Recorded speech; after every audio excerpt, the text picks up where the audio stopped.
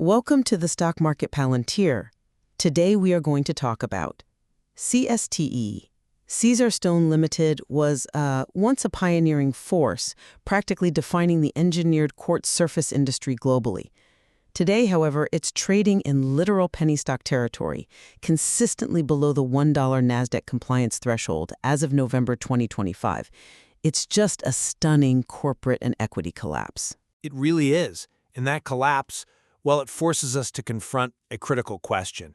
Is CST's catastrophic price action, which has driven the valuation down to a fraction of its former self, is that a rational repricing of severe structural, financial, and, frankly, existential legal risks that now define it as an irreversible value trap?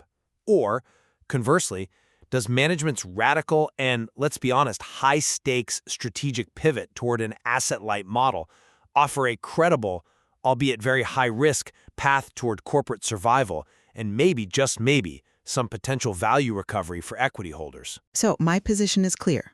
I think the market is currently over-discounting the intensity and the necessity of the strategic actions management has taken to fundamentally transform the business model. This aggressive operational restructuring offers a non-zero, speculative upside for patient, highly risk-tolerant investors who are betting on the successful execution of this survival strategy and, crucially, the regulatory containment of the legal issues. And I'm coming at it from a different way. I believe that the evidence, particularly from the recent financials and global regulatory shifts, is just overwhelming. The convergence of operational deterioration, a shredded balance sheet, and a truly unquantifiable legal liability makes CST fundamentally uninvestable at any price. This confirms the value trap analysis that the company's stated book value is entirely illusory when you weigh it against the off-balance sheet risks. To start, let's focus on the strategic rationale, because the asset-light pivot is really the primary mechanism for potential survival. Management is enacting a fundamental shift in the company's operating DNA. You see, moving away from being a fixed-cost manufacturer. We see this with the closure of the flagship Bar-Lev manufacturing facility and the transition to 100% outsourced quartz production. That's an interesting point, though I would frame it a bit differently. This feels less like a strategic evolution and more like an act of forced triage, something necessitated by just complete operational failure. Well, it is absolutely pragmatism designed to survive. By outsourcing all quartz production, they are variabilizing the entire cost structure. They're converting massive fixed operating expenses, like depreciation, utility costs, and labor for manufacturing plants, into variable costs tied directly to sales volume. This structural shift is vital for mitigating downside risk, especially considering the ongoing recessionary environment and, the market shift away from high silica quartz. Zero revenue is far less catastrophic to an asset-light company than it would be to one saddled with millions in idle fixed assets. I see why you emphasize that structural advantage, but the timing is highly suspect. This shift doesn't occur in a vacuum. It is coinciding with a profound and catastrophic financial decline. The structural risks have absolutely justified this rational repricing down to sub-dollar levels. The Q3 2025 earnings release was perhaps the clearest signal of failure. It didn't just miss consensus, it utterly shattered any narrative of stabilization. We saw a reported 40-cent loss per share against a consensus expectation of only a 19-cent loss, a staggering 110.5% miss. But that steep deterioration is exactly why immediate and radical strategic surgery was required. But the surgical procedure doesn't address the primary infection. That financial collapse was compounded by a sharp gross margin contraction down to 17.3%. Consider the implication of that. Caesarstone historically operated with gross margins well into the 20 to 25% range, which reflected its premium brand status and market leadership. Dropping to 17.3 suggests a systemic loss of pricing power. It suggests they are likely selling inventory at distressed prices merely to cover variable costs rather than commanding a premium. They are just bleeding cash flow. I acknowledge the severity of the Q3 numbers, and the gross margin contraction is certainly alarming. However, I would argue that Q3 was a deliberate kitchen sink quarter. They likely front-loaded massive restructuring charges, severance costs, and asset write-downs related to the Bar-Lev closure, intentionally skewing the immediate financials to clear the runway for the future. The margin compression, well, it's a symptom of transition, not necessarily a permanent state. The outsourced production, once it's fully ramped, should eventually stabilize and potentially even improve margins by avoiding the inefficiencies of operating aging facilities. That's a hopeful interpretation, but it ignores the largest elephant in the room, the unquantifiable liability from silicosis litigation. This is a genuinely existential, unpriced risk. We currently have over 320 pending claims in the U.S. alone. And the $52 million California jury precedent from 2024 is not merely an expense, it is a signal. It confirms a high probability of successful failure to warn arguments, drawing some very uncomfortable and expensive parallels to 20th century asbestos cases. And this is precisely why the second part of the strategy, the rapid pivot toward the porcelain market, exemplified by the Liley acquisition, is so critical. But how quickly can a massive brand like Caesarstone pivot its entire identity? Isn't that like an oil company trying to rebrand after a massive spill? The liability still exists regardless of the new product line. The goal isn't immediate reputational cleansing, it's immediate liability mitigation. Porcelain is the necessary life raft because it bypasses the systemic risk associated with high silica quartz, which, contains over 90% crystalline silica. By acquiring a foothold in porcelain, they are diversifying the product portfolio away from the core problem area, reducing the legal liability tail risk, and positioning the brand for future growth in an adjacent, safer segment. Okay, let's address the integrity of the asset-light pivot directly, because it is the linchpin of your whole turnaround thesis. I challenge the assumption that this pivot actually preserves brand value. How so? Well, the move to 100% outsourcing risks totally commoditizing the Caesarstone brand. Their reputation was built on quality control rooted in being a vertically integrated pioneer. Now, if their slabs are manufactured in the same third-party white-label factories as every generic quartz competitor, where is the justification for charging a premium? The intellectual property, the design, and the name is still valuable, but the economic moat they built as a manufacturer just evaporates. Furthermore, we can't ignore the profound execution risk involved in completely overhauling a global supply chain, a monumental task for a management team that's already struggling to contain financial and legal crises. Well, I'm not convinced by that line of reasoning because I think it misidentifies where the true economic value now resides. I agree that they are sacrificing control and moving toward commoditization. That is the unavoidable cost of mitigating fixed operational risk. But given the 10.9% collapse in revenue in the crucial U.S. market, shedding that massive operational burden is strategically necessary. The value being preserved is not in the manufacturing process, it's in the globally recognized branding, which still carries weight among architects and designers, and critically, their established distribution network across major markets. Distribution is only valuable if the product remains desirable. Exactly. An asset-light model optimizes the business to leverage that network without the massive drag of fixed capital. This structure fundamentally transforms CSTE from a distressed, capital-intensive manufacturer into a potentially more agile branded distributor. This makes them a more digestible acquisition target. A high-risk bet, perhaps, on a buyout at a low premium, say $1 to $1.50 pre-split, financed primarily by a buyer who wants their distribution channels and brand name, not their factories. A bet on an acquisition is not a sustainable investment thesis, and that brings us back squarely to the solvency question versus the regulatory shift.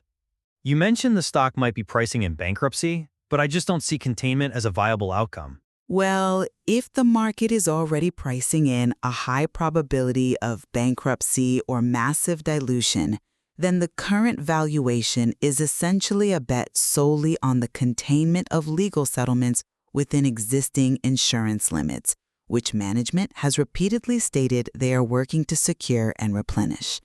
The low stock price reflects the catastrophic outcome that's already expected. Any successful legal maneuvering offers immense leverage to the upside. I'm sorry, but I just don't buy that the liability is containable. Let me tell you why. Look at the severity of the regulatory response globally. It is unprecedented in this industry.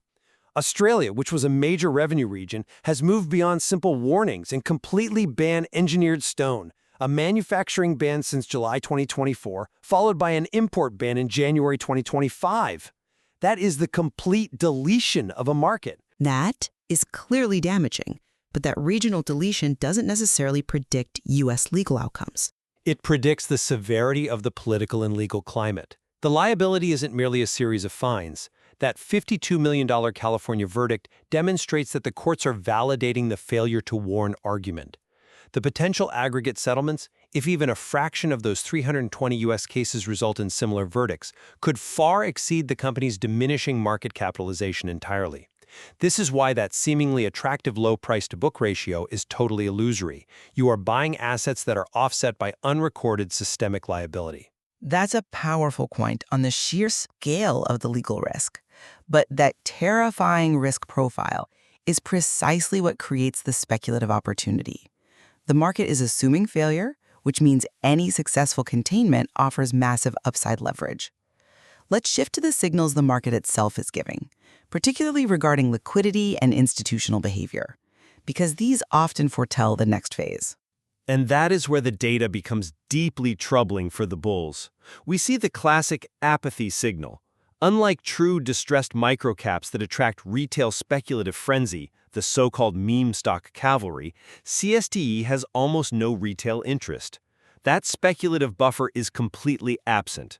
Furthermore, institutional exit is confirmed by the market structure. Dark pool activity is extremely low, evidenced by an off-exchange volume ratio of just 15.72% and an absolute volume often below 7,000 shares per day. What does that low off-exchange volume ratio signal? It confirms that sophisticated, patient capital, the smart money, has largely left the building. Low dark pool activity means institutions are not quietly accumulating large blocks, suggesting they view CST as fundamentally impaired. Moreover, let's not ignore the regulatory compliance issue. The stock faces a near 100% probability of a reverse stock split in 2026 to avoid NASDAQ delisting. Historically, reverse splits are immediately followed by renewed selling pressure, as the higher nominal price gives short sellers room to re-enter, and it acts as a negative signal to retail investors who just view it as a cosmetic fix. That is the traditional analysis of a reverse split, but I believe the current market structure reveals a more complex dynamic related to the short interest anomaly. Are you suggesting the extremely low short interest, 0.22% of the float, is somehow bullish? No, it's not a bullish signal, but it is deeply indicative of its state. It suggests the stock is in a zombie or unshortable status. Shorts likely covered their positions at much higher levels, perhaps between $5 and $10. Shorting a stock that has already fallen 80% and is below $1 offers profoundly unfavorable risk-reward asymmetry because the potential reward is so limited, but the risk of a high volatility spike, maybe due to takeover rumors, is just too high. That's a sophisticated read on asymmetric risk. Therefore, the current decline isn't driven by synthetic selling or speculative pressure. It's being driven by mechanical selling. This comes from index funds and passive vehicles forced to liquidate their holdings as CSTE drops out of key indices, like the Russell 2000, due to its low market cap. This forced non-fundamental selling will eventually abate once the index rebalance is complete, and that abatement could create a necessary base for those patient, highly speculative investors who believe management can execute the post-split cleanup and turnaround. That is certainly a hopeful narrative for post-index delisting stabilization, but it assumes that the fundamental pressure from legal liability will just take a backseat.